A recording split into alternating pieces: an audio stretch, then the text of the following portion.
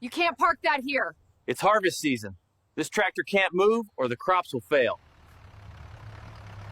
What she didn't know was the next was already in motion, and it wasn't going to be pretty. 15 minutes later, a white state truck pulled up. Big seal on the door, blue lights flashing. Karen's smirk vanished the second the two enforcement officers stepped out, clipboards in hand. One of them, a tall guy with mirrored sunglasses, walked straight toward me. "Sir, we received a report your equipment was unlawfully removed. Is that correct?" I didn't even have to answer. Karen jumped in like she'd been waiting her whole life for this moment. "Yes, I'm the HOA representative, and this man has been violating neighborhood rules for months. I finally had his tractor towed.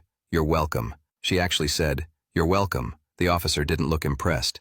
"Ma'am, can I see your HOA credentials?" Karen froze, blinking like he'd just spoken in another language. Well, I don't carry them around, but I'm the president of..." The second officer cut her off.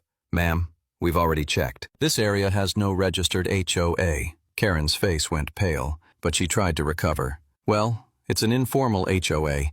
We handle things ourselves." The tall officer turned to me. "Mr. Carter, as you know, this land is under a state agricultural lease. Any interference with your equipment is considered obstruction of state farming operations." He glanced at Karen. "That's a serious criminal offense in this county." Karen laughed, but it was shaky. "Oh, come on.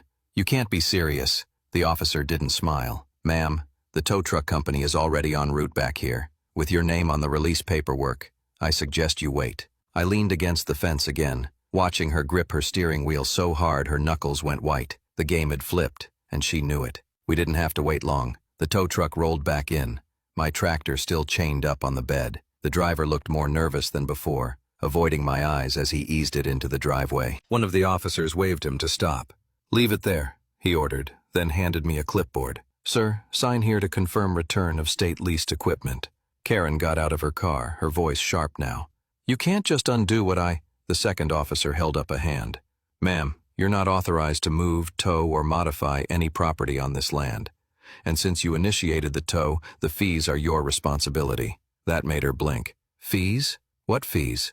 The tall officer's tone was flat. "Around $200 towing an impound plus $500 for obstruction of state operations. Payable today, or it goes on record as unpaid damages." Karen's mouth opened, but nothing came out. She turned to me like I might save her. I didn't. I just said, "Guess those informal HOA rules don't cover tractor repossession." The tow driver, clearly enjoying himself now, added, "Oh, and ma'am, they said to tell you they'll be contacting you about possible charges for forged documents." Her head snapped toward me. "You told them."